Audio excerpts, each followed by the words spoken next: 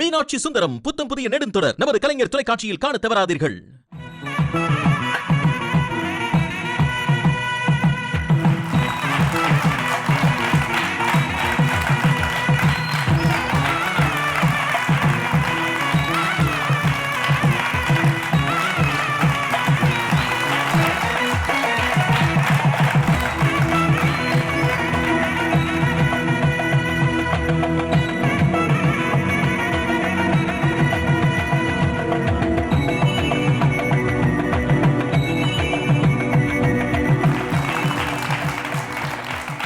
நாளை உலகை ஆள வேண்டும் உழைக்கும் கரங்களே, இந்த நாடும் வீடும் மலர வேண்டும் புரட்சி மலர்களே.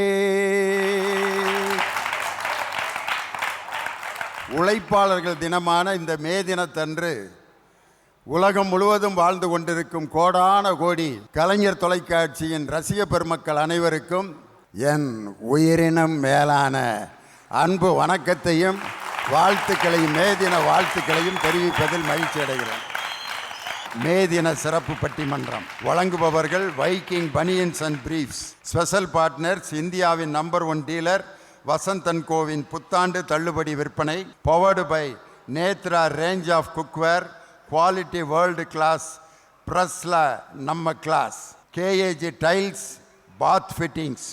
அசோசியேட் ஸ்பான்சர்ஸ் அரசன் சோப், ரொம்ப நல்ல soap. Black Thunder Ooty main road Mettupalayam மற்றும் நாச்சியார்ஸ் மதுரை. இந்த வணிக நிறுவனங்கள் இணைந்து வழங்கும் மே தின சிறப்பு பட்டிமன்றம் உங்கள் கலைஞர் தொலைக்காட்சியில். திருமணங்களில் அனைத்தையும் பிள்ளைகளே முடிவு செய்வது சுகமானதா சுமையானதா? இதுதான் இன்றைய பட்டிமன்றத்தின் தலைப்பு. ஒரு மனிதனுக்கு வாழ்க்கையில் எத்தனையோ நிகழ்ச்சிகள்.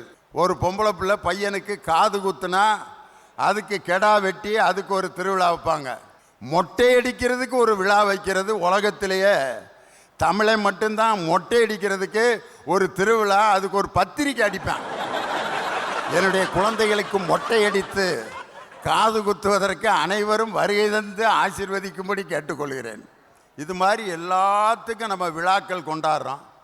அந்த விழாவையெல்லாம் விட்டுட்டு திருமணத்தை மட்டும் ஏன் எடுத்திருக்கோம்னா அதுதான் ஒரு மனிதனுடைய வாழ்க்கையினுடைய திருப்பு முனை. அதனால தான் இன்றைக்கி திருமணத்தை தலைப்பாக வச்சு இன்றைக்கி எடுத்திருக்கான். அதை இன்றைக்கி யார் முடிவு பண்ணுறது? இன்றைக்கி ஒரு திருமணத்தை முடிவு பண்ணுறதுக்கு பல குரூப் இருப்பான். ஒரு டிவியில் இதையே ஒரு பொழப்பாக ஒருத்தர் நடத்திட்டு இருக்கார். எங்கே வேலை பார்க்குறீங்க? நான் கவர்மெண்ட் ஆஃபீஸில் ரெவென்யூ இன்ஸ்பெக்டராக இருக்கேன். எப்படி பொண்ணா நீங்கள் எதிர்பார்க்குறீங்க? நல்ல குடும்ப பொண்ணா, எங்களை அட்ஜஸ்ட் பண்ணி எங்கள் அப்பா அம்மாவை பார்த்துக்கிற மாதிரி ஒரு நல்ல பொண்ணாக எனக்கு கிடைக்கணும் அப்படிங்கிறாரு. அதுக்கு இவர் நீங்கள் நினச்ச மாதிரியே உங்களுக்கு நல்ல பொண்ணாக கிடைக்கும் அப்படின்ட்டு 1000 பேர்த்திட்டையும் சொல்கிறாரு. அவர் ஆசைப்பட்டு முடிச்சு வைக்கிறாரு. வாழ்கிறதும் வாழாததும் நம்ம கையில் தான் இருக்குது. இன்றைக்கி 2 வகையான திருமணம் நடக்குது. ஒன்று, பெரியவங்கள்லாம் சேர்ந்து ஒரு பொண்ணை பார்த்து அந்த பொண்ணு நம்ம மாப்பிள்ளை பொறுத்தான் அப்படின்னு பொண்ணு பார்க்க போய் மாப்பிள்ளை வீடு பார்க்க போய் நிச்சயதார்த்தம் பண்ணி முடிக்கிறது ஒரு டைப்பு. 2வது, அவனே காலேஜில் படிக்கிறப்போ ஒரு பொண்ணை முடிவு பண்ணிட்டான். அதை அவங்க அப்பாட்ட யார் மூலமாக சொல்லிட்டான். அவனை கூப்பிட்டு கேட்குறாங்க, அந்த பொண்ணை தான் கட்டணுமா? ஆமாம். இன்னொரு டைப் இருக்குது. இதுதான் இப்போ பெரும்பாலும் நடந்துகிட்ருக்கு. அவங்க அப்பா மகனுக்கு கல்யாணம் முடிக்கணும்ட்டு பெரிய திட்டம் தீட்டிக்கிட்டு இருக்காரு. அவன் பொண்ணை தாலி கட்டி கூட்டி வந்துட்டான் வீட்டுக்கு. அப்பா, யார்ரா அது? உங்கள் மருமக? என்னது மருமகளா? டேய், உனக்கு கல்யாணம் பண்ணணும்னு பெரிய கனவுகள். நீங்கள் கனவு கட்டுறதுக்கெல்லாம் நான் முடிக்க முடியுமா? முடிச்சிட்டேன்ப்பா. எப்படா? போன மாதமே முடிஞ்சிருச்சு. அப்படியா? 3 மாதமாக இருக்காங்கிறான். ஐயோ டேய், அப்பாடா நான். அதுக்கு என்ன செய்ய சொல்கிறேன்? அந்த அப்பாவோட நிலைமை யோசனை பண்ணி பாருங்கள். இப்படிலாம் நடந்துகிட்ருக்கு. இந்த முடிவு பண்ணுவது சுகமானதே அப்படிங்கிறதுனுடைய அணியில் பேச வந்திருப்பவர் முனைவர் வேதநாயகி. அவங்க காமர்ஸ் துறையில் டாக்டர் பட்டம் பெற்றிருக்கிறார். அவரை தொடர்ந்து அந்த பக்கம் மஞ்சள் சட்டை போட்டு ஒருத்தர் உட்காந்துருக்காரு பாருங்க. எங்கள் ஊர் பாட்டுக்காரன் ராமராஜன் மாதிரி கலர் சட்டை பார்த்தீங்களா? மதுரைக்காரரு, அதனால் அந்த கலரில் தான் சட்டை போடுவார். மதுரை சங்கர் அவர் அவருடைய திருமணம் அவர் தான் முடிவு பண்ணது. அதனால தான் அந்த அணியில் உட்காந்துருக்காரு. அந்த பக்கம் பேசுறதுக்கு முன்னாடியே ஒரு பாட்டில் தண்ணி குடிச்சிட்டு இருக்காரு பாருங்க. அவர் தான் ஹரி பாலகிருஷ்ணன். இன்னும் கல்யாணமே ஆகலை, ஆனால் எந்த அணியில் பேச வந்திருக்காரு பாருங்க. திருமணத்தை முடிவு செய்கிறது நாங்கள் தான் அப்படின்னு இப்பயே அவங்க பேரண்ட்ஸ்க்கு அப்ளிகேஷன் போடுறாரு. பிள்ளைகளே முடிவு செய்வது சுமையானது, தவறு அப்படின்னு பேசுறதுக்கு அந்த அணியினுடைய சிறப்பு பேச்சாளராக வருகை தந்திருப்பவர் திருமதி இந்திரா ஜெயச்சந்திரன்.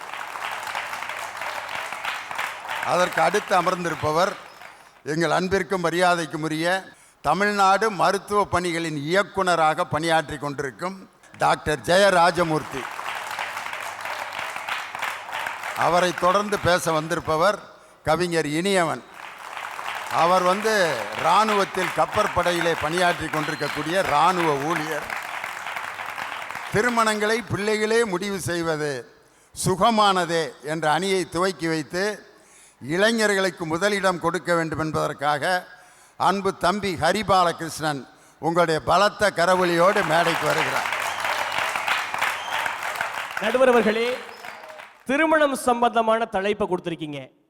உலகத்துல ஒவ்வொரு ஊர்ல ஒவ்வொரு மாதிரியான நடைமுறைகள் திருமணத்திற்காக இருக்குது. கேக் வெட்டி கொண்டாடினா அது இங்கிலாந்து நாட்டினுடைய திருமண முறை. பானைகளையும் அங்க இருக்கக்கூடிய சட்டிகளையும் சத்தமா தட்டி ஓசை எழுப்பி கொண்டாடினா அது பிரெஞ்சு நாட்டினுடைய திருமண முறை. மணமகளுக்கு வண்ணங்களை பூசி அவளை அழகு பார்த்து திருமணம் செஞ்சு வச்சா அது ஸ்காட்லாந்தினுடைய திருமண முறை. ஆனால் கட்டிக்க போற பையனுக்கு பொண்ணையும் கட்டிக்க போற பொண்ணுக்கு பையனையும் மனசார பிடிச்சா மட்டும் திருமணம் செஞ்சு வைக்கணும்னு நினைக்கிறது தான் தமிழர்களுடைய முறை. அதாவது என்னைக்குமே ஒரு விஷயம் நல்லா கவனிச்சுக்கங்க, பிள்ளைகள் எடுக்கக்கூடிய முடிவு என்னைக்குமே தெளிவா இருக்கணும், பெற்றவங்க நம்பணும். இப்ப நான் என்ன கேட்கறேன்னா, ஒரு சின்ன குழந்தை தானாப்புல அம்மா அப்பான்னு சொல்லும் போது அப்ப பெற்றவர்களுக்கு வர்ற மகிழ்ச்சி, யாரும் சொல்லி கொடுக்காம தானாப்புல படிச்சு நல்ல மார்க் எடுக்கும் போது பெற்றவங்களுக்கு வர்ற மகிழ்ச்சி, தானா வேலைக்கு போய் நல்ல சம்பளம் வாங்கும் போது பெற்றவங்களுக்கு வர்ற மகிழ்ச்சி, நல்ல சம்பளம் வாங்கினவன் தானா ஒரு வீட்டை கட்டி சுயமா சொந்த காலில் நிற்கும் போது வர்ற மகிழ்ச்சி, தான் வாழ்க்கை துணையை தானா தேர்ந்தெடுக்கும் போது எந்த பெற்றோருக்கும் வர்றதில்லையே. இது என்ன சார் நியாயம்? தப்பா போயிருவீங்க நீங்க இளைஞர்கள்லாம் தப்பா போயிருவீங்க. நீங்களா முடிவெடுத்தா தப்பா போயிருவீங்க. ஒன்று தெரிஞ்சுக்குங்க, நாங்க எப்பவுமே பெற்றோர்களை விட இன்னைக்கு முன்மாதிரியா இருக்கோம். 25 வயசுல ஒரு அப்பாவும் அம்மாவும் என்ன தெரியுமா சொல்லுவாங்க? பையனுக்கு நம்ம ஆளுகள்லையே நல்ல சுத்த ஜாதகமா நல்ல குடும்பமா ஒரு பொண்ணை பாருங்க, முடிச்சு வச்சிருவோம். பொண்ணு கிடைக்காது. 35 வயசு வரைக்கும் நடக்காது. ஆனா பொண்ணே முன்ன பின்ன இருந்தாலும் பரவாயில்ல, நடத்தி வைங்கன்னு சொன்னாலும் 35லயும் முடியாது. கடைசியில் யாராவது பொண்ணை லவ் பண்ணா சொல்லுப்பா, கட்டி வைக்கிறோம். நான் 25 வயசுல யோசிக்கிறத 35 வயசு வர்ற வரைக்கும் வெயிட் பண்ண வச்சு காலம் தாழ்த்துறதே அந்த பெற்றவர்கள் தானே சார். ஒரு விஷயம் நல்லா புரிஞ்சுக்குங்க, எங்களுடைய இளைஞர்கள் எடுக்கக்கூடிய முடிவு சரியா இருக்கும் நீங்க நம்புனீங்கன்னா நாங்க என்ன பெருசா கேட்டுறோம். இப்ப இது ஒரு திருமண மேடைன்னு வச்சுக்கோங்களேன். நீங்க என்ன சொல்றீங்க? 2 பேருக்கும் பெரிய வித்தியாசம் ஒண்ணும் இல்லை. நல்ல விஷயம், மங்கள இசையோட டும் டும் டும்னு நீங்க கல்யாணம் பண்ணா மகிழ்ச்சி நீங்க சொல்றீங்க. நாங்க எங்க திருமணத்துல அதே மகிழ்ச்சியோட பக்கத்துல மாலை டும் டும் மஞ்சள் டும் டும்னு சொல்லி டிஜே வச்சா எங்களுக்கு மகிழ்ச்சி நாங்க சொல்றோம். இதுல என்ன தப்பு இருக்குது? எங்க கிராமத்துலலாம் ஒரு கல்யாணம் பண்றதுன்றது சாதாரணமான விஷயம் கிடையாதுங்க. முதல்ல பொண்ணு பார்க்கணும், அப்புறம் ஜாதகம் பார்க்கணும், அப்புறம் வீடு பார்க்கணும், அப்புறம் கை நினைக்கணும், அப்புறம் நிச்சயதார்த்தம் செய்யணும், அதுக்கப்புறம் மணமகளை அழைச்சிட்டு வரணும், அதுக்கப்புறம் அரசாணை கம்பு கொண்டு வரணும், அதுக்கப்புறம் அன்பும் அரணும் உடைத்தாயின் இல்வாழ்க்கை பண்பும் பயனும் தாலி கட்டணும். இவ்வளவு முறை திருமணத்துல இருக்குது. இன்னைக்கு பெற்றோர்களா நிச்சயக்கூடிய நடத்துல திருமணத்துல மனசாட்சியை தொட்டு சொல்லுங்க, இத்தனை முறையில் நீங்க செய்றீங்களா? கல்யாணம் முடிச்ச எங்களுக்கே இவ்வளவு டைம் டேபிள் ஞாபகம் வரலையா? இவ்வளவும் செஞ்சுதான் நீ கடைசியா தாலி கட்டுவன்னா என்னைக்கு நீ முடிக்கிறது? அதைத்தாங்க நான் கேட்கிறேன். இவ்வளவு முறைகளை இன்னைக்கு யாராவது செய்யறமாங்க? இல்ல காலத்துக்கு ஏத்த மாதிரி ஒரே நாள்ல பேசி முடிக்கிறோம், மறுநாள் மாசத்துல கல்யாணத்தை நிச்சயம் பண்றோம், கல்யாணம் பண்ணிட்டு போயிடுறோம்ல. அப்ப நீங்க செய்யும் போது காலத்துல இருக்கக்கூடிய கலாச்சாரமும் பண்பாடும் மாறுறது இல்ல. எங்க துணையை நாங்க தேர்வு நாங்க செஞ்சா மட்டும் என்ன சார் தப்பு? நீங்க செஞ்சா மட்டன் பிரியாணி, நாங்க செஞ்சா மஷ்ரூம் பிரியாணியா? What bro, this is wrong bro. Sir எங்க ஊர்ல கல்யாணத்துக்கு போகும்போது அப்பெல்லாம் நான் சின்ன பிள்ளையா இருக்கும்போது ஒரு மரக்க அரிசியை கொண்டு போவாங்க சார். மொய் எழுதுறாங்க இல்லையா, அது மாதிரி அரிசி எழுதுவாங்க. அரிசியை கொண்டு போய் வச்சு இன்னைக்கு இன்னாரு அரிசி எழுதுறோம் அப்படின்னு சொல்லுவாங்க. மறுபடியும் அவங்க வீட்டுக்கு வரும்போது அரிசி எழுதுவாங்க. ஆனா இன்னைக்கு நடைமுறையில் அந்த வழக்கமே இல்லாம போச்சு. ஏன்? அந்த அரிசியை என்ன பண்ண போறோம், எதுக்கும் ஆக மாட்டேங்குது அப்படின்னு சொல்லி காலத்துக்கு ஏத்த மாதிரி மாத்திக்கக்கூடிய உங்களுடைய செயல் சிறப்புனா, அதே காலத்துக்கு ஏற்றது போல எங்களுடைய துணையை எங்களுடைய எண்ணத்துக்கு ஏத்த மாதிரி மாத்திக்கிற நாங்களும் சிறப்பு தாங்க.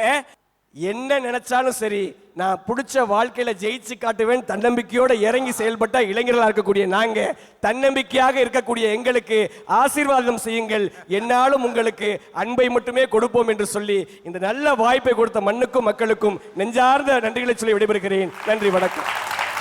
என்னதான் நாங்க முடிவு பண்ணாலும் உங்களுடைய விருப்பத்தை மீறி நாங்க செய்ய மாட்டோம்.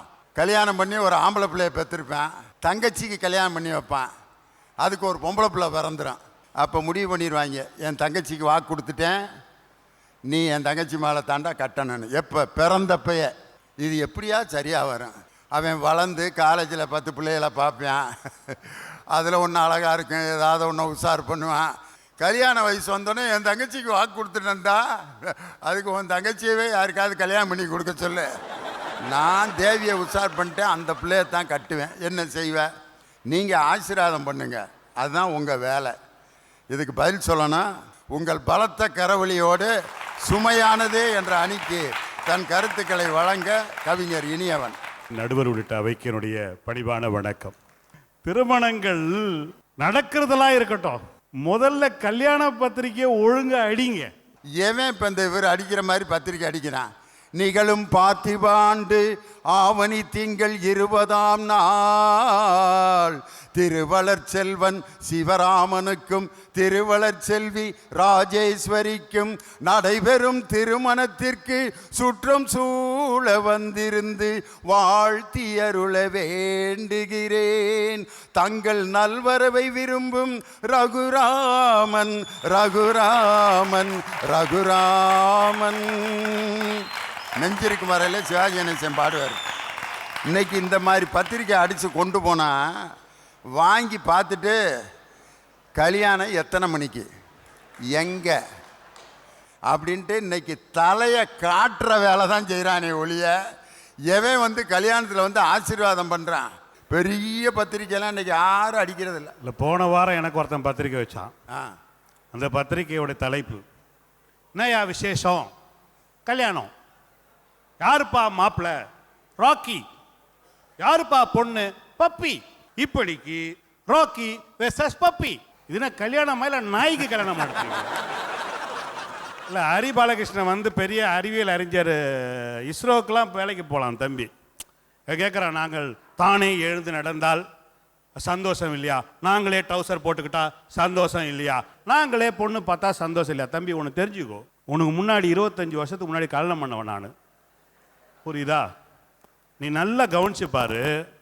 கல்யாணம் ஆன பெண்கள் இந்த 2 பக்கம் வகுடு எடுத்து நடுவில் பொட்டு வைப்பாங்க. எதுக்கு தெரியுமா நடுவர் அவர்களே? எதுக்குன்னு நான் கேட்டேன் ஒரு அம்மாட்ட. எல்லாம் வைக்கிறாளுங்க, அதனால தான் நானும் வச்சுருக்கேன் அப்படின்னுச்சு. இன்னொரு அம்மாட்ட கேட்டேன், எதுக்குக்கா கல்யாணத்துக்கு பிறகு இப்படி பொட்டை பெருசு பெருசாக வைக்கிறேன்னா, இதையும் வைக்கலைன்னா 5 வயசு சைக்கிள் எடுத்துக்கிட்டு பின்னாடியே அலையிறான், அவனுங்கள்ட்ட இருந்து தப்பிக்கிறதுக்கு தான் பொட்டை பெருசு பெருசாக வச்சுக்கிட்டு இருக்கேன்னுச்சு. அதுக்கு என்ன காரணம்னா, பெரியவங்க சொல்கிறாங்க, வலது பக்க வகுடு பிறந்த வீடு, இடது பக்க வகுடு புகுந்த வீடு, 2 வீட்டுக்கும் மங்களத்தை தர வேண்டும் என்பதற்காகத்தான் தமிழ் பெண்கள் அந்த இடத்துல பொட்டு வைக்கிறாங்க. ஒவ்வொரு சடங்குலையும் ஒரு பொருள் இருக்கியா அப்படின்னு உங்கள் கல்யாணம் போது சொல்லியிருக்காங்க. எப்படி ஏமாத்திருக்காங்க பாருங்க. 25 வருஷத்துக்கு முன்னாடி என்கிட்ட எப்படி தான் சொன்னாங்க. அப்புறம் தான் தெரிஞ்சுது இது மாமியா இது மருமகம். 2 அடிச்சு சண்டை போட்டதுல புருஷங்காரன் சிந்திய ரத்த துளி தான் அந்த நடுவில் இருக்கிற சிவப்பு தடத்தை. நீங்க நல்லா கவனிச்சிங்கன்னா அது ஹைவேஸ் ரோடு மாதிரியே இருக்கும். இதுல வேற அவர் சொல்றாரு, நாங்களே தேடினா. முதல்ல தம்பி வானா தம்பி, உனக்கு தெரியாதுடா அப்பா, இந்த ஊர்ல தான் பொண்ணு எடுத்தேன், இந்த ஊர்ல தான் நான் படித்தேன், என் கூட ஒருத்தன் படித்தான், அவனை ஒரு நாள் அடித்தேன். திருவள்ளூர்காரங்க வித்தியாசமாக இருக்கணுங்க, திருப்பி அடிக்காமல் என்னையாட அடிக்கிற உன் வாழ்க்கை அடிக்கிறேன்னு சொல்லிட்டு அவன் தங்கச்சி என்னை கட்டி கொடுத்தான். ஆனால் இந்த நாள் வரைக்கும் நாங்கள் சந்தோஷமா இருக்கோம். ஆனால் நீங்கள் பண்ணுற கல்யாணத்தில் நீங்கள் வாடுறீங்களா? 1000 கஷ்டங்கள் இருந்தாலும் சரிங்க சார், ரொம்ப முடியாமல் ஆஃபீஸில் ப்ரெஷர் எல்லாம் தாண்டி வந்தோடனே வீட்டுக்கு வந்தோடனே அப்படியே வந்து வெறுத்து போய் ரிசைன்மெண்ட்டு போயிடலாம் அப்படின்னு வீட்டுக்கு வந்தோடனே மூஞ்ச பார்த்தாலே பெண்கள் கண்டுபிடிச்சிருவாங்க. எங்கள் பசங்க நாங்கள் கட்டின அந்த தலைமுறை சொல்கிறேன். என்ன மூஞ்சி சரியில்லை, இஞ்சி துண்ண குரங்கு மாதிரியே இருக்குது, விடியா பார்த்துக்கலான்ற ஒற்றை வார்த்தையை இன்றைக்கு இருக்கின்ற பெண்கள் சொல்கிறாங்களா இல்லை இன்றைக்கு பிள்ளைங்க சொல்கிறாங்களா?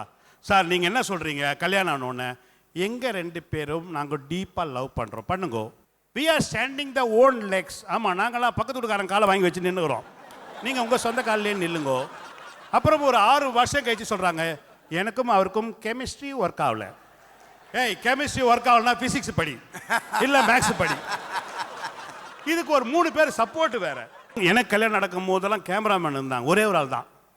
அவரே கேமரா தூக்க, வீடியோ கேமரா இப்படி வச்சுக்காரு, ஸ்டில் கேமரா இப்படி வச்சுக்காரு, மாப்பிள்ள ஸ்மைல் அவன். ஆனால் எங்கள் கேமராமேன் நல்ல கேமராமேன். ஏன்னா 8 ரூபா தான் காசு கொடுத்துருந்தேன், அதுக்கு மேலே காசு இல்லை. நான் சொல்லிட்டேன், இந்த பாரு இப்படி தட்டினா தொடையில் தட்டினா கிளிக் பண்ணு, இல்லைனா வெறும் ஃப்ளாஷை விட்டு அடி. கல்யாண ஆல்பம் வந்தோடனே சந்தோஷமாக பார்க்குறோம். நீங்கள் என்ன பண்ணுறீங்க, கல்யாணத்துக்கு முன்னாடி ப்ரீ வெட்டிங் ஷூட், அதில் எதெல்லாம் பார்க்கணும், புருஷன் பார்க்கணுமோ அதெல்லாம் கேமராமேன் பார்க்குறான். எதுக்குடா இதை நடத்துறீங்க, வெக்கமா இல்லையா? சரி விடு. அடுத்தது கல்யாணம் முடிஞ்ச பிறகு ஹனிமூன் போகிறாங்க, போங்க. ஹனிமூனுக்குலாம் யார் யார் சார் போனோம்? புருஷன் பொண்டாட்டி போகணும், மாமியார் மாமன் கூட மாமனார் கூட போகிறது கிடையாது. இவன் கேமராமேனை கூட்டின்னு போகிறான். அங்கே என்னடா பண்ணுவீங்க, அவன் எதுக்கு கூப்பிட்டு போகிறீங்க? சரி அதை விட்டு தொலை. அதுக்கப்புறம் அந்த புள்ள கர்ப்பமாகுது, அப்புறம் பிரெக்னன்சி ஷூட், அந்த நிற மாத வயிறை அவர் பிடிச்சி நிற்பாரான், இவர் கீழே இருந்து எடுப்பாரான். உங்களை விஷம் வச்சு கொன்னா என்னன்னு கேட்குறேன். என்னையா கொலகாரனா மாறிட்டேன் பட்டிமன்றத்தில் பேச சொன்னதுக்கு. இதெல்லாம் எவ்வளோ பெரிய தப்பு இது, ஒரு தாய்மையுடைய அடையாளம்.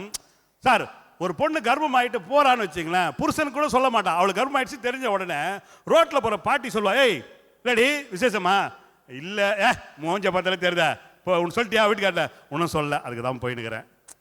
இவ்வளோ மறைவான விஷயத்தை நீங்கள் ஃபோட்டோ எடுக்கிறீங்களான்னு உங்கள் 3 பேரையும் கேட்கின்றேன். நீங்கள் எடுத்த ஃபோட்டோ ஷூட்டை எல்லாம் வீட்டுக்கு வர விருந்தாளிகிட்ட காட்டி பாருங்கன்னு சொன்னால் அவருடைய மனசில் சந்தோஷம் வருமா? பதில் சொல்லணும். நீங்கள் முந்தா நாள் ஒரு பொண்ணு போட்டிருக்கா சார், டைவர்ஸ் ஷூட், அவள் டைவர்ஸ் வாங்கிட்டாலும் அதை ஃபோட்டோ போட்டிருக்கா இன்ஸ்டாகிராமில். இவ்வளவு நீங்கள் ஃபோட்டோ ஷூட் நீங்கள் என்ன பண்ணுறீங்கன்னா, திருமணம் நடத்துவதில்லை, நீங்கள் நடத்துவது கான்செப்ட் ஈவெண்ட்.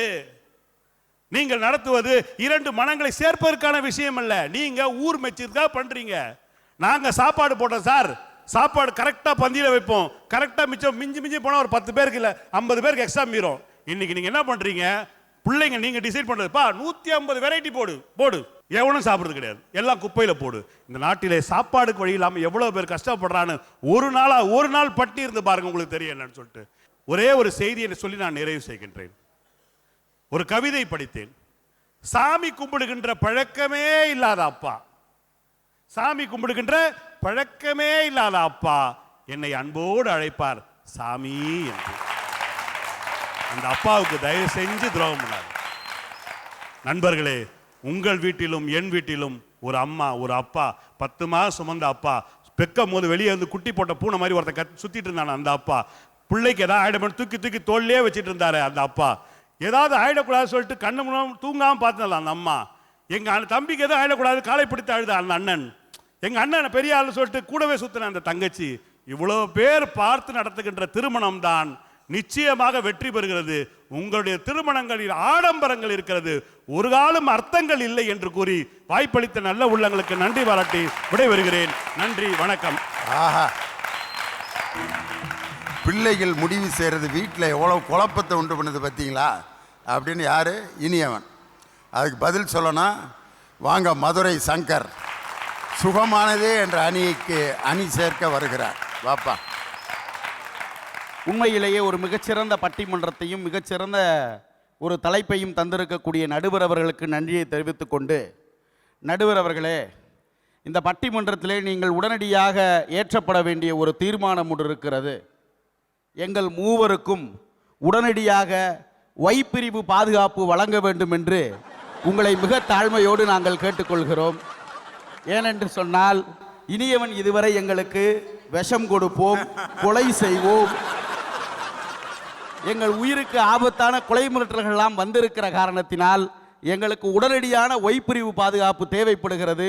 இந்த நாட்டிலே யார் யாருக்கெல்லாம் தருகிற நீங்கள் எங்களுக்கு தர வேண்டும் என்கிற வேண்டுகோளை வைத்து என் தலைப்புக்குள்ளே செல்கிறேன். உங்க அணிக்கு நான் தீர்ப்பு சொன்னேன்னா எனக்கு இசட் பிரிவு பாதுகாப்பு எனக்கு வேணும். என்ன ஆக போகுதோ. இனியவனுடைய மொத்த உருவத்தையும் பார்க்கிறப்போ மொத்த வன்மத்தையும் அந்த மேடையில் கக்கிட்டு போயிருக்காரு. எவ்வளவு வன்மம்! நான் கேட்கிறேன், அவரோட முதல் கோபம் அவர் காதல் திருமணம் பண்ண முடியல. ஏண்டா எங்க அப்பா என்னை வாயில இடிச்சு கட்டி வைப்பேன், நீங்க எல்லாம் கல்யாணம் பண்ணி சந்தோஷமா இருப்பீங்களாடான்னு. அடுத்த கோபம், போட்டோக்காரனுக்கு காசு கொடுக்க முடியாம சொந்தக்காரனை ஏமாத்தினாலும் ப்ரீ வெட்டிங் ஷூட்டை பத்தி பேசலாமா? கடைசியா வேற சொல்லிட்டு போறாரு, இவன் கூட சேராத யார் என்னைய. நான் கேட்கிறேன், உண்மையிலேயே நடுவர் அவர்களே, திருமணம் என்பது என்ன? அந்த மனம் என்கிற வார்த்தை ஒரு ஆணும் பெண்ணும் இணைந்து வாழுகிற வார்த்தையை மனம்னு சொன்னான். தமிழர்களுடைய மரபு எதை பெருமையாக சொன்னாலும் அதோடு திரு சேர்த்துக் கொள்வான். அதனால்தான் அதை திருமணம் என்று சொல்லி பெருமைப்பட்டுக் கொண்டான்.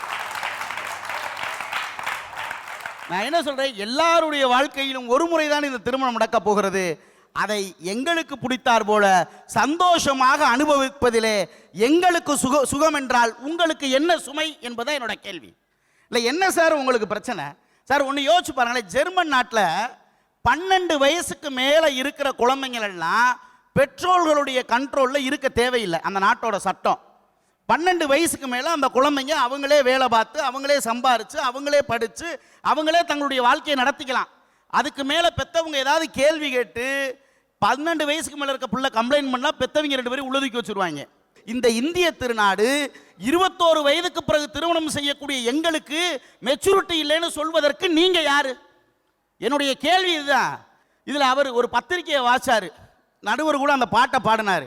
மணமகளே மருமகளே வா வா வா, ஓ வலது காலை எடுத்து வச்சு வா வா. என்ன பாட்டு? ஏயா கல்யாண வீட்டில் இப்படியா காக்கா பாடின மாதிரி பாடுவாங்க? மணமகளே மருமகளே வா வா, உன் வலது காலை எடுத்து வைத்து வா வா. எவ்வளவு அழகா பாடுவாங்க. மணமகளே மருமகளே வா வா, உன் வலது காலை எடுத்து வைத்து வா வா, இப்படி பாடுவாங்களே. மணமகளே மருமகளே வா வா. இது என்னமோ சொல்லி கூப்பிடுற மாதிரிலையா இருக்கு. சார் நான் ஒரே ஒரு வாழ்க்கை, நீங்களா எங்களுக்கு கல்யாணம் பண்ணி வச்சா எல்லார் வீட்டில் இன்னைக்கு நிறைய பெற்றவங்க இங்கே இருக்கீங்க, உங்க பிள்ளைகள்லாம் என்ன பதில் சொல்லியிருப்பாங்க? மாமியா மருமக சண்டை வந்தா மையன் என்ன சொல்லுவேன்? நானா கட்டினேன், நீ தானே பார்த்து வச்ச, நீயே அனுபவி. முடிந்த வரைக்கும் பொறுப்பை தட்டி கழிக்கிறதுக்கு பிள்ளைங்க ரெடியா இருப்பாங்க. நீங்க யோசித்து பாருங்கள், நாங்களே தேர்ந்தெடுக்கிற திருமணத்திலே வெற்றி பெற வேண்டும் என்கிற கட்டாயம் எங்களுக்கு இருக்கிறது. அதிலே விடாமுயற்சி இருக்கிறது, தன்னம்பிக்கை இருக்கிறது, நாங்கள் போராட வேண்டிய குணம் எங்களுக்கு இருக்கிறது. அதிலே நாங்கள் நிச்சயம் வெற்றி பெறுவோம் என்கிற நம்பிக்கை எங்களுக்கு தருதா இல்லையா?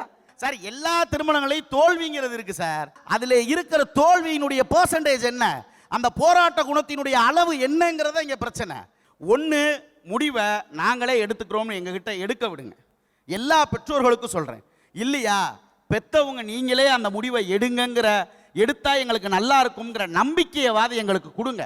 உண்மையிலே யோசிச்சு பாருங்களேன், சொந்தம் விட்டு போயிடக்கூடாது, சொத்து விட்டு போயிடக்கூடாதுன்னு எத்தனை பேரை கட்டி வச்சு வாழாமல் இந்த மண்ணில் எத்தனை பேர் இருக்காங்க தெரியுமா? நான் நிறைவாக ஒரு செய்தியை சொல்ல ஆசைப்படுகிறேன். என் திருமணத்தில் எங்கள் அம்மா எனக்கு ஒரு நம்பிக்கை கொடுத்துருந்தாங்க, என் பிள்ளைக்கு நான் எதை செஞ்சாலும் சரியாக செய்வேன்னு. பொண்ணை நேரில் பார்க்கல, எங்கள் அம்மா கேட்டாங்க நீ பார்க்குறியான்னு. எங்கள் அம்மா கிட்ட நான் சொன்னேன், அதெல்லாம் இல்லைம்மா, நீ யாரை சொன்னாலும் நான் கழுத்தில் தாலி கட்டுவேன்னு. பொண்ணை நேரிலேயே பார்க்காம நேரடியாக போய் நிச்சயதார்த்தம் செஞ்சுட்டு அதன் பிறகு திருமணம் செஞ்சு முடிச்சுட்டு, உண்மையிலேயே நடுவர் அவர்களே நான் நிறைவாக ஒரே ஒரு வார்த்தையை சொல்லுகிறேன். எங்கள் தம்பிக்கு பொண்ணு பார்க்குறப்ப எங்கள் அம்மா சொல்லுச்சு, என் மூத்த மருமக மாதிரி எனக்கு ஒரு மருமக வேணும்னுச்சு. ஒரு 6 வருஷம் கழிச்சு அங்கே தான் என் மனைவி ஜெயிச்சிருக்காங்கிறத நான் புரிஞ்சுக்கிட்டேன். நடுவர் அவர்களே, என் அம்மா புற்றுநோயால் ஒரு 6 மாத காலத்திற்கு முன்னாடி தவறி போயிட்டாங்க. அந்த 6 மாத காலமும் என் தாயை ஒரு குழந்தையை விட கண்ணியமாக பார்த்து கொண்டவள் என் மனைவிதான். அன்பிற்குரியவர்களே, என் பெற்றோர் எனக்கு ஒரு நம்பிக்கையை கொடுத்தாங்க, நாங்கள் எடுக்கிற முடிவு சரியாக இருக்கும், நீ நம்புடா மகனேன்னு. நான் நம்பினேன், நல்லா இருந்துச்சு. நாங்கள் எடுக்கிற முடிவோ உங்கள் மேலே வைக்கிற நம்பிக்கையோ அது எந்த முடிவாக இருந்தாலும் அந்த நம்பிக்கையை தர வேண்டியது பெற்றோர்களுடைய கடமை என்கிற மிகப்பெரிய கண்ணியமான கடமையை உங்கள் முன்னிலே வைத்து உங்களிடமிருந்து விடைபெறுகிறேன். நன்றி, வணக்கம். ஆஹா, தன்னுடைய வாழ்க்கை துணையை தானே ஒருத்தன் தேர்ந்தெடுத்தான்னா கஷ்டமோ நஷ்டமோ இன்பமோ துன்பமோ அவளோட நம்ம தேர்ந்தெடுத்தது வாழ்ந்தே ஆகணும்னு வாழ்ந்துருவான் அப்படின்னு சொல்லி முடிச்சிருக்காரு. அதுக்கு பதில் சொல்லணும். எங்கள் அன்பிற்கும் மரியாதைக்கும் உரிய டாக்டர் ஜெயராஜமூர்த்தி சுமையானதே என்ற அணிக்கு தன் கருத்துக்களை வழங்க வருகிறார். வாங்க, உங்கள் பலத்த கரவொலியோடு டாக்டர் வர்றார். 108 திவ்ய தேசத்தில் இதுவும் ஒன்று. திவ்ய தேசம் என்பது ஆழ்வார்கள் பாடிய தலம். வாளால் அறுத்துச் சுடினும் மருத்துவன்பால் மாளாத காதல் நோயாளன் போல மாயத்தால் மீளா துயதொரினும் வித்துவக்கோட் அம்மானை எனது அருளை ஆளா உனதடியன் பார்ப்பன் அடியேனே என்று குலசேகர ஆழ்வார் பாடுவார். அப்படி அற்புதமாக பாடப்பட்ட ஒரு அருமையான ஒரு திருவள்ளூரிலே இன்றைய தினம் வரலாற்று சிறப்புமிக்க இந்த பட்டிமன்றம். தம்பி ஹரி பாலகிருஷ்ணன் அந்த நாட்டில் பார்த்தீங்களா, இந்த நாட்டில் பார்த்தீங்களா, அங்கே பாருங்க, இங்கே பாருங்க, ஏயா நம்ம நாட்டுக்கு வாயா. அவர் வந்து பேசுகிறாரு, யாரு சங்கர், ஆடுறதுல தப்பே இல்லையா. ஆடுனா தான் கல்யாணம் அப்படின்னா கமலஹாசனுக்கு, பிரபு தேவாவுக்கு அல்லது நம்ம தலை அஜித்துக்கு இவங்களுக்கு தான் கல்யாணம் ஆகும். என்ன மாதிரியெல்லாம் எப்பயா கல்யாணம் பண்ணுறது? திருமணத்திலே பிள்ளைகள் தீர்மானிப்பது சரியா தவறா, அதுதான் பாயிண்ட். இப்போ இந்த சமுதாயத்தை திருத்தக்கூடிய நிலையிலே நாம் இருந்து கொண்டு இருக்கிறோம். அதை விட்டுட்டாங்க. வந்து சங்க இலக்கியத்தில் பார்த்தீங்களா 1000 பாட்டுக்கு மேலே காதலை பற்றி தான் பாடியிருக்காங்க. நம்பி நாங்கள் இல்லைன்னு சொல்லலை. நிறைய இடத்துல பார்த்தீங்கன்னா சுனைவாய் சிறுநீரை எய்தாது என்று எண்ணி பிணைமான் இனிது உண்ண வேண்டி கலைமாத்தன் ஊச்சு கள்ளத்தின் சுரம் என்பர் காதலர் உள்ளம் படர்ந்த நெறி. காதலுடைய மேன்மையை சங்க இலக்கியம் சொல்லுகிறது. அந்த சங்க இலக்கியமே களவியல் கற்பியல் என்று 2ஆக பிரிக்கிறது. களவியலுக்கு எதிராக சங்க இலக்கியம் பேசும், ஆனால் கற்பியலை வாழ்த்தும். அதாவது கற்பு நெறியோடு ஒரு ஆணும் பெண்ணும் வாழ வேண்டும் என்பதுதான் தமிழர்களுடைய விழைவு. அதைத்தான் நம்முடைய சங்க இலக்கியம் வலியுறுத்தி இருக்கிறது என்பதை மறந்துட்டு பேசுறாரு. போட்டோ ஷூட், கல்யாணத்துக்கு முன்னாடியே ஒரு ஹோட்டலில் ரூமை புக் பண்ணி பொண்ணு மாப்பிள்ளை தனியாக ஃபோட்டோ மட்டும் விடிய விடிய எடுக்கிறாங்க. அதுக்கு பேர் ஃபோட்டோ ஷூட். அந்த ஃபோட்டோவில் ரொம்ப நெருக்கமாக இருக்கிற ஃபோட்டோவை திருமண பத்திரிகையில் ஒரு 5-6 ஃபோட்டோவை போட்டிருக்காங்க. எப்பொழுதுமே பிள்ளைகளுடைய எதிர்காலம் நன்றாக இருக்க வேண்டும் என்பதுதான் ஒவ்வொரு பெற்றோருடைய எண்ணமாக இருக்க முடியும். நினைச்சு பாருங்க, நல்லா திருமணம் என்பது 1000 காலத்து பயிருங்க. மூத்தோர் சொல் வார்த்தை அமிர்தம் என்பார்கள். நாம் பார்த்து வைக்கக்கூடிய அந்த பெண்ணை இவர்கள் திருமணம் செய்து கொண்டால், நீயே சொன்னங்க சங்கர், உங்க அம்மா பார்த்த பெண்ணை நீங்கள் திருமணம் செய்ததால் உங்களுடைய வாழ்க்கை மகிழ்ச்சியாக இருக்கிறது என்ற செய்தி அவரே சொல்லியிருக்கிறார். அப்போ காதல் திருமணம் என்பது அது உள்ளபடியே ஒருவரை ஒருவர் காதலை இருவர் கருத்தொருமித்து என்னாலும் ஆதரவு பட்டதே இன்பம் என்கின்ற அந்த ஔவையார் பாடியிருக்கிறார் அல்லவா. அப்படிப்பட்ட ஒரு உண்மையான காதல் என்றால் எங்களுக்கு எந்த மறுப்பு நிச்சயமாக கிடையாது.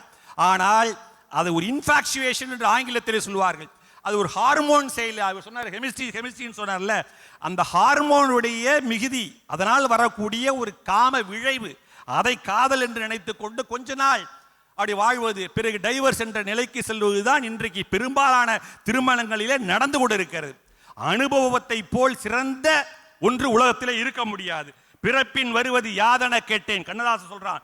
பிறந்து பாரன இறைவன் பணித்தான், படிப்பன சொல்வது யாதென கேட்டேன், படித்து பாரன இறைவன் பணித்தான். அனுபவித்தேதான் அறிவது வாழ்க்கையணியில் ஆண்டவனே நீ ஏன் என கேட்டேன், ஆண்டவன் சற்றே அருகில் நெருங்கி அனுபவம் என்பதே நான் தான் என்றான். அனுபவத்தை போல உயர்ந்த கடவுள் உலகத்தில் இல்லை நிச்சயமாக. அப்படி அனுபவத்தை பார்த்தவர்கள் நாம் எல்லாம் பெற்றோர்கள். அப்ப எனக்கு கல்யாணம் ஆகி எத்தனை வருஷம் ஆயிருக்கு நினைக்கிறீங்க? 33 வருஷமா கல்யாணம் பண்ணிட்டு நானும் ஒருத்தி கூட வாழ்ந்துகிட்டு இருக்கேன்னா பார்த்துக்க எங்களுக்கு எவ்வளவு அனுபவம் இருக்கும். அதாவது இது விட்டு கொடுக்கக்கூடிய அந்த மனப்பாங்கு போயிட்டு போகுது. சில நேரத்தில் நம்முடைய மனைவி நம்மை டாமினேட் செய்ய வேண்டும், அவள் சொல்லுவதுதான் சரியாக இருக்கும், அவள் என்ன முடிவு எடுக்கிறாளோ அதன்படியா நடக்க வேண்டும் என்று ஆசைப்படுவார். பல குடும்பத்தில் அப்படிதான் நடக்கும். சரி நம்ம பொண்டாட்டி தானே, பரவாயில்ல, பிரச்சனை இல்லை, அவளுக்காக விட்டு கொடுத்து வாழ்வோம் என்று முடிவெடுத்து விட்டால் ஒரு நாளும் அந்த திருமணம் பொய்க்காது. எற்றைக்கும் ஏழு பிறவிக்கும் உந்தன்னோடு உற்றாமே ஆனோம், உனக்கே நாம் ஆட்செய்வோம் என்று ஸ்ரீவில்லிபுத்தூரிலே பிறந்த ஆண்டாள் கண்ணனை வேண்டி விரும்பி திருப்பாவையில் பாடுகிறார் என்றால் அதுதான் உண்மையான காதல். உண்மையான காதல், கடவுள் என்பது வேறல்ல, இரண்டும் ஒன்றுதான். ஒரு அற்புதமான வார்த்தை, அற்புதமான சிந்தனை. ஏனென்றால் இந்த அத்வைத நிலை என்பது கடவுள் நிலையிலும் உண்டு, உண்மையான காதல் நிலையிலும் உண்டு. அப்படிப்பட்ட காதல் வாழ வேண்டும், நிச்சயமாக வாழும். அவர் சொன்னார், நாங்கள் சின்ன வயசுல கல்யாணம் பண்ணிக்க கூடாதா? அந்த பார்த்தீங்களா மேலை நாட்டுகள்லாம் 14 வயசு 15 வயசுல கல்யாணம் பண்ணிக்கிறாங்க. தம்பி, அந்த வயதிலே அவர்கள் எடுக்கக்கூடிய முடிவு என்பது அது அர்த்தமுள்ளதாக இருக்குமா? நிச்சயமாக இருக்க முடியாது. ஆகவே அந்த பிஞ்சு வயதிலே அவர்கள் அறியாமல் செய்யக்கூடியது, அவசரத்தில் எடுக்கக்கூடிய முடிவு அது நிச்சயமாக அலங்கோலத்தில் தான் முடியும். பெற்றோர்கள் பெரியோர்கள் அவர்கள் என்றைக்கும் பார்த்து வைத்து செய்யக்கூடிய திருமணம் என்பது ஒரு நாளும் பொய்க்காது என்கின்ற வாதத்தை சொல்லி, ஆகவே வயது முதிர்ந்து திருமணம் செய்வது தப்பு. ஆனால் இன்னும் நான் அந்த எதிர்பார்க்கிறேன், இதை எதிர்பார்க்கிறேன். எனக்கு கை நிறைய சம்பாதிக்கிற கணவன் வேண்டும், எனக்கு ஷாப்பிங் அடிக்கடி கூட்டி செல்லக்கூடிய கணவன் வேண்டும், எனக்கு எப்பொழுதும் ஹோட்டலுக்கு அழைத்து செல்லக்கூடிய கணவன் வேண்டும், எனக்கு சமைத்து போடக்கூடிய கணவன் வேண்டும். இப்படியெல்லாம் வேதனாகி நம்ம நினைச்சோன்னு வச்சுங்க, பாவம் அந்த ஆண். நிச்சயமாக அவளும் எப்படி இருக்க வேண்டும்? நமக்கு வரக்கூடிய கணவனுக்கு நாம் பிள்ளை போல இருக்க வேண்டும், நாம் அவரை தாங்க வேண்டும் என்கின்ற உயர்ந்த எண்ணம் அவளுக்கு இருக்க வேண்டும், அந்த மணமகனுக்கு இருக்க வேண்டும். அதைத்தான் ஒவ்வொரு பெற்றோரும் சொல்வார்கள். குடுத்தனம் பண்ண போற அந்த பெண்ணுக்கு அம்மா நிறைய புத்திமதிகள் சொல்லுவாங்க. அது தனியாக ஒரு பாடலே உண்டு. அந்த புத்திமதிகளில் ஒரு சிலவற்றை அவர்கள் கடைபிடித்து வாழ்ந்தாலே அந்த இல்லற வாழ்வு என்பது நிச்சயமாக நிலைக்கும் சிறக்கும் என்று சொல்லி, பெரியோர்கள் பார்த்து வைத்த திருமணம், பெரியோர்களுடைய அறிவுரையின் பேரிலே நடக்கக்கூடிய திருமணங்கள் என்னாலும் நிலைத்திருக்கும் என்று சொல்லி வாய்ப்பளித்தமைக்கு நன்றி கூறி விடைபெறுகிறேன். நன்றி, வணக்கம். ஒரு அனுபவம் உள்ளவர் எல்லாத்துக்கும் யோசனை சொல்றான் பார்த்தீங்களா? அந்த யோசனை இல்லாட்டி நமக்கு வாழ்க்கையே கிடையாது. மற்ற எல்லாத்துக்கும் ட்ரைனிங் சென்டர் இருக்கு. இந்த ட்ரைனிங்கே இல்லாத ஒரு வேலை எதுன்னா, தமிழன் கண்டுபிடித்த அந்த இல்லற வாழ்க்கைக்கு எந்த விதமான பயிற்சியும் தேவையில்லை. அரண் எனப்பட்டதே இல்வாழ்க்கை. நாம் பாருங்க, வாழ்க்கையில் அந்த வாழ்ந்து அந்த அனுபவத்தில் நல்லதோ கெட்டதோ வேதனையோ எது வந்தாலும் அதை ஏற்றுக்கொண்டு வாழ்வதுதான் இல்லற வாழ்க்கையினுடைய சிறப்பு என்பதை உலகத்திற்கு எடுத்து காட்டினவன் தமிழன். அதனால் நீயாக முடிவு செய்கின்ற திருமணம் உனக்கு மகிழ்ச்சியை தராதுன்னு ராஜமூர்த்தி பேசியிருக்காரு. இந்த அணிக்கு இன்னும் ஒருத்தர் இருக்காங்க, திருத்தணி வேதநாயகி அவர்கள் உங்கள் பலத்த கரவொலியோடு வருகிறார். வாங்கம்மா. அற்புதமான நடுவர் பெருந்தகையை வழங்கி, நடுவர் அவர்களே, என்ன பிரச்சனை அந்த 3 பேருக்கும் தெரியல. அவங்க திருமணம் பெற்றோர்களால் நிச்சயிக்கப்பட்ட திருமணம். திருவள்ளூர்ல பொண்ணு எடுத்துட்டு திருவள்ளூர்லயே பேசுறாரு பாருங்க அவரு. நடுவர் அவர்களே, ஒரே ஒரு விஷயம், அவங்க எல்லாம் என்ன நினைச்சிட்டு இருக்காங்கன்னா, காதல் இந்த உலகத்திலேயே கெட்ட வார்த்தை அப்படின்னு நினைச்சிட்டு இருக்காங்க. காதல் ஒன்றும் கெட்ட வார்த்தை கிடையாதுங்க, அது இளைஞர்களுடைய மனதை தொட்ட வார்த்தை. நடுவர் அவர்களே, அந்த காலத்துல அவங்க எல்லாம் ஃப்ளேம்ஸ் போட்டு வாழ்ந்தாங்க, நாங்கெல்லாம் இப்ப மீம்ஸ் போட்டு வாழ்ந்துகிட்டு இருக்கோம்னு சொன்னா எதுங்க சந்தோஷமான வாழ்க்கை? பொண்ணுங்கள்லாம் கல்யாணத்துல தலை குனிஞ்சி வரணும் அப்படின்னு சொன்னாங்க. அப்படிதானங்க ஐயா? பெண்ணுரிமை எல்லாருமே பேசுறோம் நடுவர் அவர்களே. கல்யாணத்துல பொண்ணு மட்டும் தலை குனிஞ்சு வரணுமா? அதுல சிரிப்பு வந்தா கூட சிரிச்சிச்சுன்னு வச்சுக்கோங்களேன், அங்க ஒரு கிழவி ஒண்ணு இருக்கும், சிரிக்காதடி பொம்பளை சிரிச்சா போச்சு புகையில விரிச்சா போச்சுன்னு ஒரு இடி இடிக்கும். அப்படியே அந்த பிள்ளை சிரிப்பு வந்தா கூட அமைதியா இருக்கும். கூட இருக்கிற ஃப்ரெண்ட்ஸ் எல்லாம் என்ன தெரியுமா பண்ணுவாங்க? கொஞ்சம் பாரு மாப்பிள்ளைய, கொஞ்சம் பாரு. நான் பார்க்க மாட்டேன், இன்னும் கொஞ்சம் பாரு. பார்த்து முடிச்ச உடனே சித்தப்பா வயசுல ஒருத்தர் நிறுத்த வச்சிருப்பாங்க நடுவர் அவர்களே, டக்குன்னு தலையை தொங்க போட்டுக்கும். எல்லாரும் நினைச்சிருப்பாங்க அது வெக்கத்துல தலையை தொங்க போட்டிருக்குன்னு. கிடையாது நடுவர் அவர்களே, அது துக்கத்துல தலையை தொங்க போட்டிருக்கு. இன்னைக்கு வாழ்க்கையில இங்க எவ்வளோ பேர் உட்கார்ந்துருக்கீங்களே, எல்லாம் இதுல பாதி பார்த்தீங்கன்னா 90% பெற்றோர்கள் நிச்சயிக்கப்பட்ட திருமணம் தான். போய் கேட்டு பாருங்களேன் எப்படியா இருக்கு வாழ்க்கைன்னு. அதை ஏன் கேட்குறேன், அதை ஏன் கேட்குறேன்? சூன்யம் வச்ச கதையா என் வாழ்க்கையே சூன்யமாய் போயிருக்கியா? வந்து சொன்னாங்க, அடே எங்க அப்பா போட்டோ ஷூட் நடத்துறீங்க அப்படின்னு சொன்னாங்களே. ஒரு காலகட்டத்தில் நம்ம சினிமால தான் ஹீரோயினை பார்த்தங்க. ஹீரோயினை டான்ஸ் ஆடி பாட்டு பண்ணா நம்மளுக்கும் இப்படி ஒரு வாய்ப்பு வராதா அப்படின்னு ஏங்கி இருக்கிற காலத்துல எங்க போட்டோகிராஃபர் கிட்ட ஒரு கல்யாண பொண்ணையும் கல்யாண மாப்பிளையும் கொடுத்துட்டா ஒரு ஆர்யா நயன்தாரா மாதிரியும் சூர்யா ஜோதிகா மாதிரியும் படம் எடுத்து எல்லாரும் முன்னிலையில உட்கார்ந்து போட்டு காட்டுறாங்கன்னு சொன்னா அது எவ்வளவு பெரிய சந்தோஷம் நடுவர் அவர்களே. அந்த காலத்துல எல்லாம் சொன்னாங்க, நாங்க தலைவாழை இலை போட்டு நாங்க சாப்பாடு போட்டு இவர் தட்டினார்னா போட்டோ எடுக்கிறாருன்னா எப்பேற்பட்ட கஞ்ச பிசுனாரியா இருப்பாரு அவரு. யோசிச்சு பாருங்க. இப்பெல்லாம் அப்படி கிடையாது நடுவர் அவர்களே. தலைவாழையில போட்டு உன்னை முன்னாடி கூப்பிட்டான், என்ன முன்னாடி கூப்பிட்டான், உனக்கு ஜாங்கிரி வச்சான், எனக்கு லட்டு வச்சான், என் இலையில ஒண்ணுமே வைக்கல, உனக்கு லெக் பீஸ் இருக்குது, எனக்கு ஒரு பீஸ் கூட இல்லையேன்னு சண்டை போடுவாங்க நடுவர் அவர்களே. அதெல்லாம் இப்ப கிடையாதுங்க. பஃபே சிஸ்டத்துல எல்லாருக்கும் சவுத் இந்தியன் டிஷ்ல இருந்து நார்த் இந்தியன் டிஷ் வரைக்கும் இன்னைக்கு இருக்குங்க. சூப்புல இருந்து ஜூஸ் வரைக்கும் கொடுக்குறேங்க. பாப்கார்ன்ல இருந்து பஞ்சு மிட்டாய் வரையும் இன்னைக்கு பரிமாறி வரவங்களை சந்தோஷப்படுத்துறோம்னு சொன்னா இன்னைக்கு இருக்கிற திருமணங்கள் தான் பிள்ளைகள் முடிவெடுப்பதில் ரொம்ப சந்தோஷமா இருக்காங்க. இளைஞர்களே 2 ரகம். ஒன்று செம்மையா படிக்கிறவன், ஒன்று செமஸ்டருக்கு மட்டும் படிக்கிறவன். வருஷம் ஃபுல்லா படிச்சு ஃபர்ஸ்ட் மார்க் எடுக்கிறது அவங்க குரூப் நடுவர் அவர்களே. ஒரே நைட்ல படிச்சு பாஸ் மார்க் எடுக்கிறது தான் எங்க குரூப் நடுவர் அவர்களே.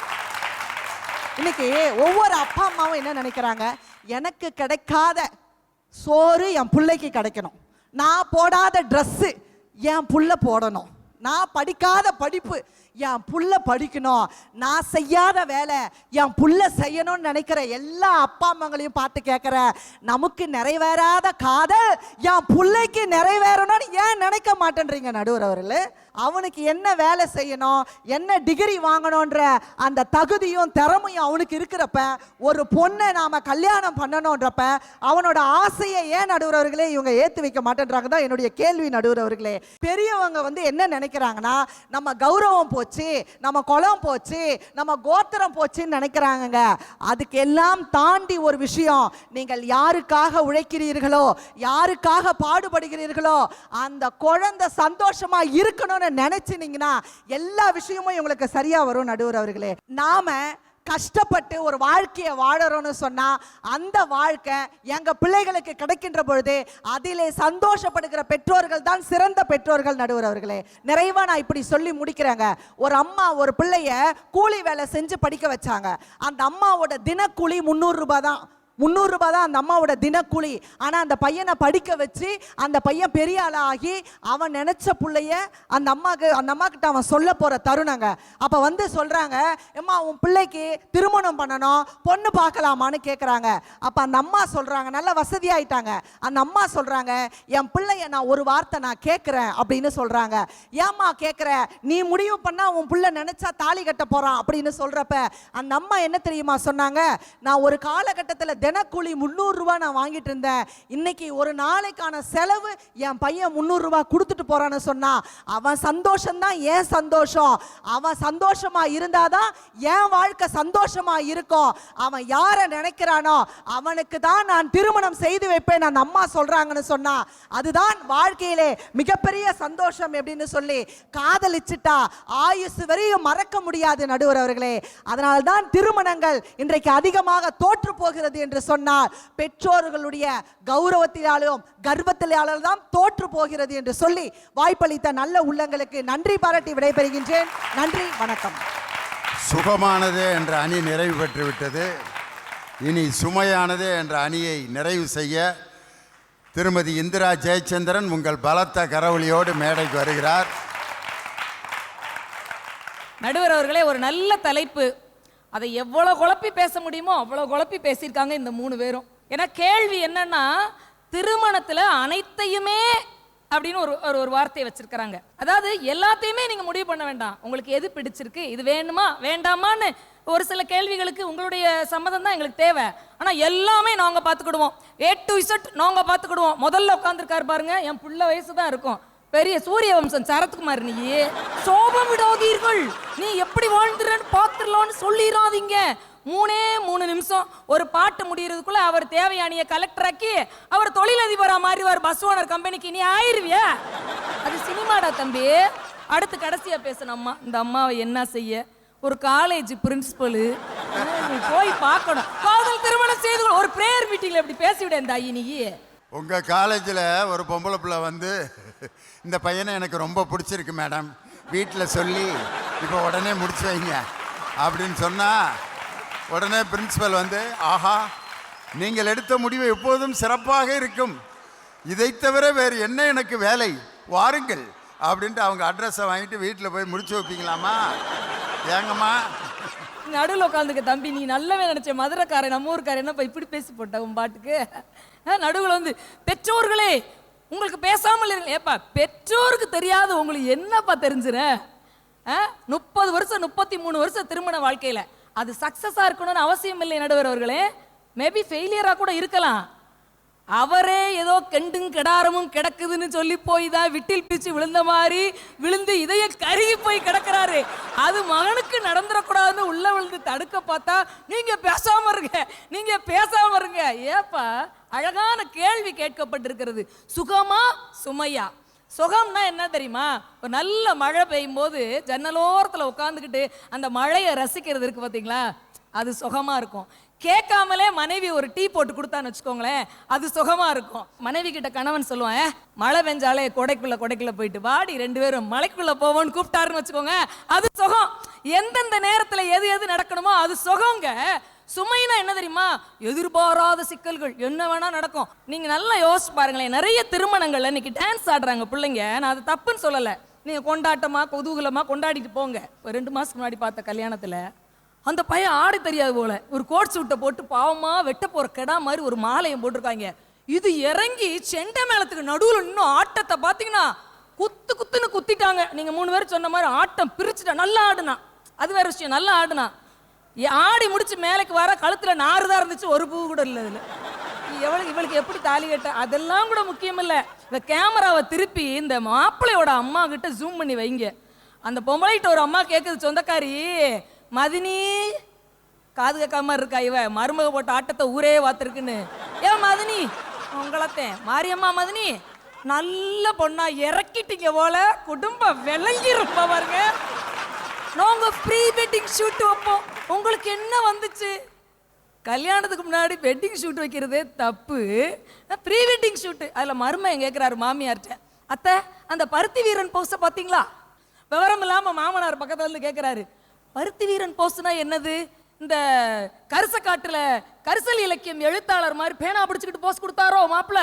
ஓயா அந்த படத்துல ஒருத்தர் டவுசர் தெரியுற மாதிரி வேட்டியை ஏத்தி கட்டி சண்டியரா இருப்பாயா, புடனில கையை வச்சுக்கிட்டு அவனை ஒரு உருத்து இல்லாம ஒருத்தி காதலிப்பா, அந்த போஸை இவங்க நின்று கொடுத்துட்டு வந்திருக்காங்க. இது நல்லா இருக்கா? எங்க குடும்ப சிரிப்பா சிரிச்சு போகுங்க. சங்கத்தமிழன் எப்படி வாழ்ந்தான் தெரியுமா? கட்டிய மனைவியை கூட்டிட்டு போய் எப்படி கூட்டு போனானோ அப்படியே வாழ்ந்தான். 6 மாசம் கழிச்சு எங்களுக்குள்ள கருத்து வேறுபாடு ஆயிருச்சு. எனக்கு இந்த சபையில ஒரு உண்மை தெரிஞ்சாகணும் நடுவர் அவர்களே. என்னடா பாவிகளா, கருத்து வேறுபாடுனா என்னடா? எல்லாரும் டைவர்ஸ்க்கு எங்களுக்குள்ள கருத்து வேறுபாடாயிருச்சு. இழுத்து பொலர்னு உங்களை விட்டா என்ன?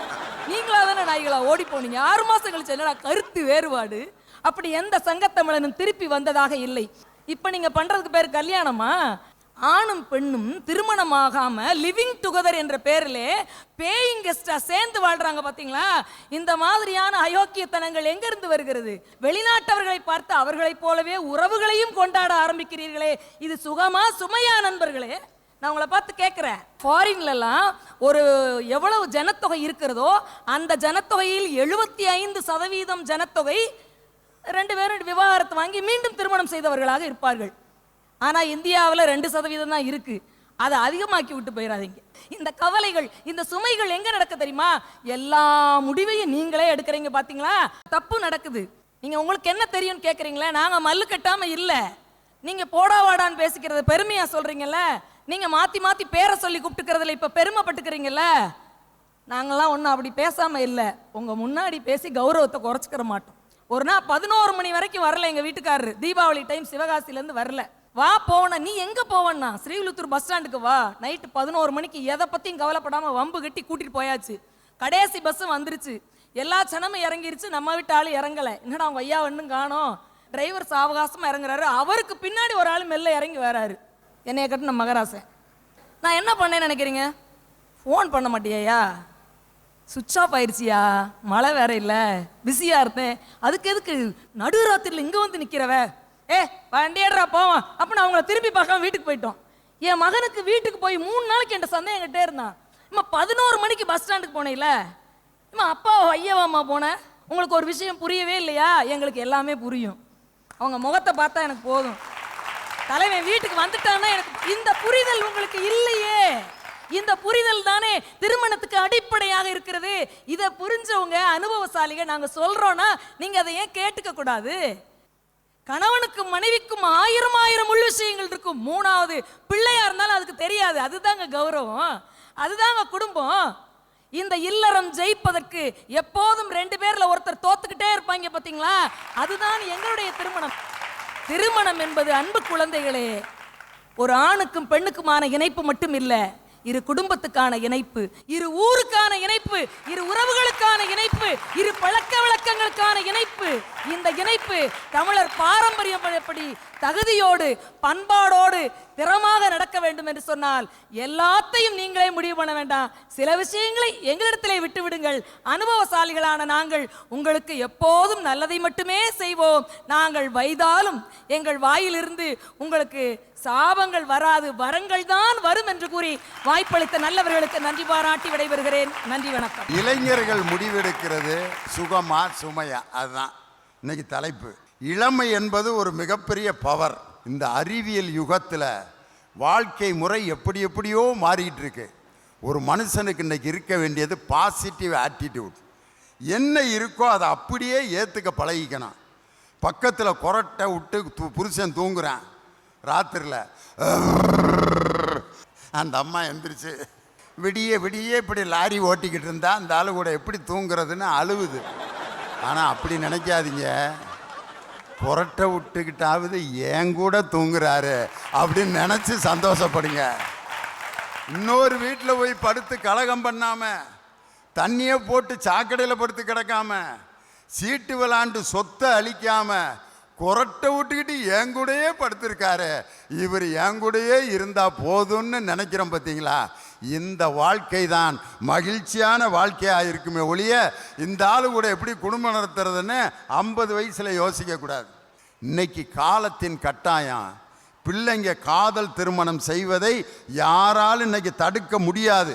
நம் குழந்தைகளை அவர்களாகவே முடிவெடுப்பதற்கு நாம் உதவி செய்யணுமே ஒழிய நம்முடைய முடிவுகளை அவர்கள் மீது திணிப்பது சரியில்லை அப்படின்னு இவங்க சொல்கிறாங்க. ஆனால் இன்னைக்கு ஒரு வயதுக்கு வந்த பெண், வயதுக்கு வந்த மகன் வீட்டில் இருக்கும் பொழுது அந்த குழந்தைகளுடைய அவங்கள்ட்ட ரொம்ப நேரம் பேசுகிறதுக்கு தயவுசெய்து நேரத்தை ஒதுக்குங்க. ஆளுக்கு ஒரு செல்ஃபோனை வச்சுக்கிட்டு